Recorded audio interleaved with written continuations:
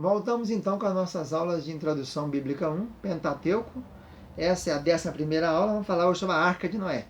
Na aula passada falamos do dilúvio, mostrando como foram as primeiras antecedentes do dilúvio.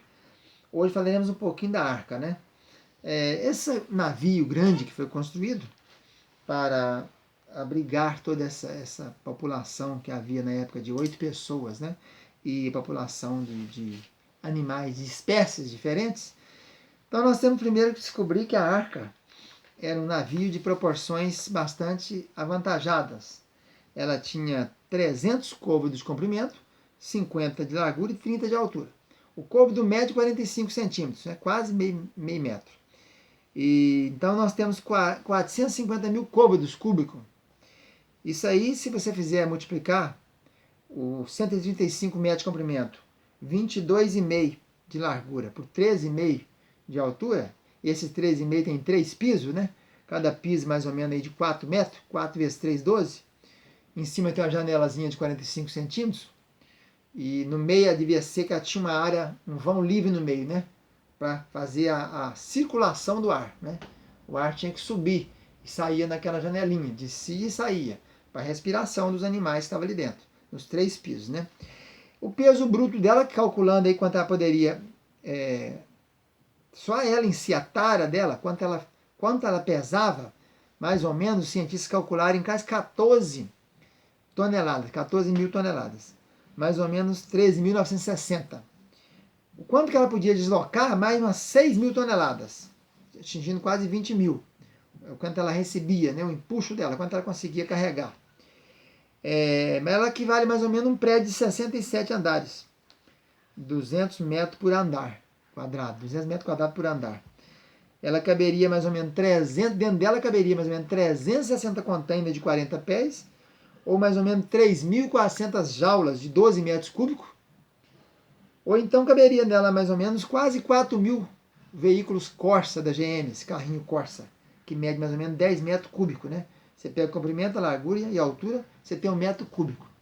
Então a arca tinha mais ou menos capacidade para receber umas 120 mil ovelhas. Uma ovelha é um animalzinho médio aí, né? Um animal médio aí, talvez de 1 metro de altura, por uns 50 centímetros de comprimento, por uns 50 centímetros aí, 60, 70 de altura. Então ela tinha condição de receber esse animal todo. E alguém pergunta, mas como é que coube tantos animais? Como é que couberam esses tantos animais na arca? Ela era betumada por dentro e por fora, para fazer a impermeabilização dela, não é isso? E eu creio também que é um dos motivos que foi colocado aquela tipo de borracha, esse betume, esse piche, é um tipo de borracha, né?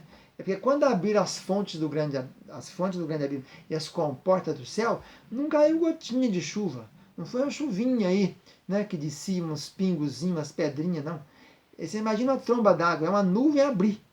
Então, quando abriu as comportas do céu, desceu água, que eu creio que a maioria dos habitantes daqueles dias, que eram muitos, nós vamos falar agora sobre isso, muitas pessoas estavam vivas na Terra, havia 1656 anos que estava havendo cruzamento de espécies, né? Adão e Eva, depois as meninas dele com os maridos dela, o Sete com a mulher dele, o Caim com a mulher dele, o Abel morreu, mas não se sabe se tinha filho ou se era casado ou não.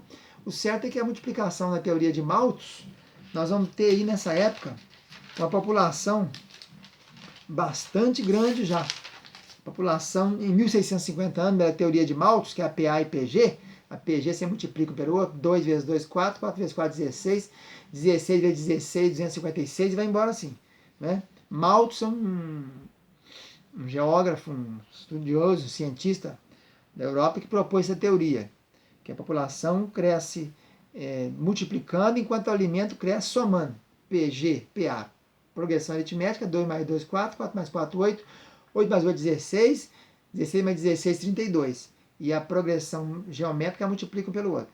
Então os cálculos indicam que se começar com 2 pessoas, você pegar um casal, após 1656 anos, vai ter mais ou menos 4,5 bilhões de habitantes na Terra, que teria naqueles dias. Você tirar então ali as guerras que teriam, as epidemias, os desastres naturais, violência, que estava muito violenta a Terra, né? O Lameque logo matou 2 camaradas, o Caim começou a matar, entrou o assassinato, tinha música, tinha tinha instrumentos musicais, entretenimento, né? Entretenimento, lazer, tinha gado para churrasco, né? Nós tínhamos um monte de coisa, isso aí, a gente tirando o máximo que puder, você vai ter mais ou menos naquela época, no máximo, no mínimo 750 milhões de habitantes e no máximo 2 bilhões. Então você pega a metade. Pela teoria da multiplicação, duas pessoas, um casal, depois de 1656 anos, pela matemática, sem contar que não morreu ninguém, daria mais ou menos 4 bilhões e meio de pessoas. Se você pensar que em 1656 anos é só que o homem que mais viveu não viveu nem 1000, então muita gente morreu, metade teria morrido mais ou menos. Então você teria um máximo de 2 bilhões, um mínimo de 1 bilhão, de 1 a 2 bilhões. Então você tira 8 pessoas que escapou, o resto morreu tudo. Né? Esse povo todo que morreu, eles morreram por quê? Primeiro porque houve inundação. E segundo, eu creio que a maioria deles não morreram afogados. Na minha cabeça, a maioria deles morreram pela queda das fontes da janela do céu que abriu. As comportas do céu se abriu. Então uma tromba d'água caiu na sua cabeça. Então, se você pega um prego e solta ele da altura de 10 mil metros, um prego que pesa aí 1 grama, vai chegar aqui pesando talvez 1000 vezes mais, você imagina uma gota de água, uma quantidade de água, um balde de água, pensa assim, que solta lá de cima das nuvens, né? A nuvem estaria aqui mais ou menos aí 2 mil metros, 3 mil metros, e essa nuvem isso aí bate aqui. Tromba d'água é um negócio de louco.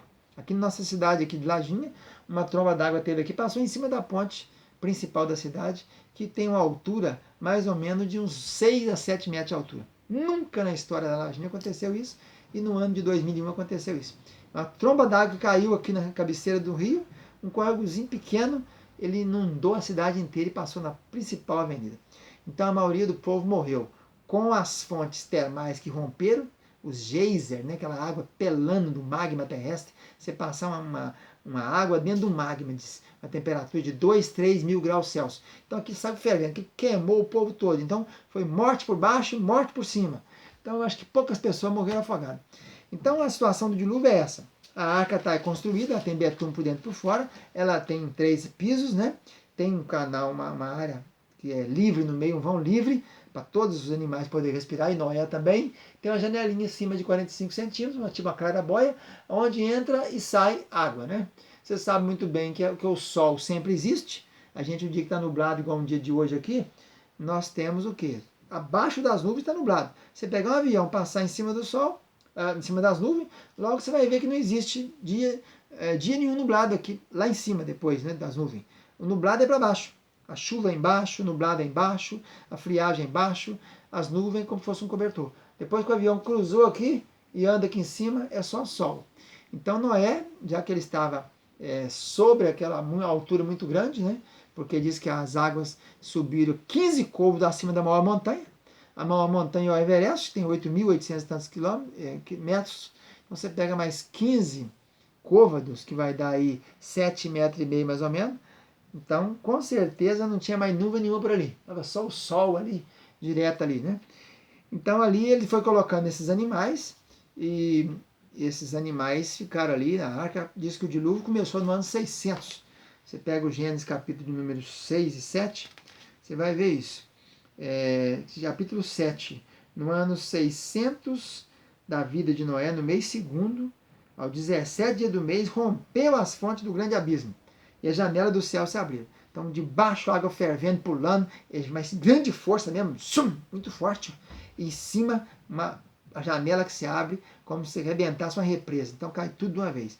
E depois você vai falar, que vai verificar aqui no capítulo seguinte, no 8,14, que no segundo mês, aos 27 dias do mês, a terra estava seca.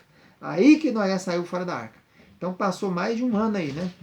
Nós vamos continuar, então, com a nossa aula de Pentateuco, aqui direto de Lajinha, do Centro de Cultura Bíblica Bereshit, Faculdade Teológica Bereshit, Seminário Teológico Bereshit, Seminário Teológico Tabernáculo. Vamos continuar na sequência, na próxima aula, falando ainda sobre esses assuntos. Um abraço, até mais.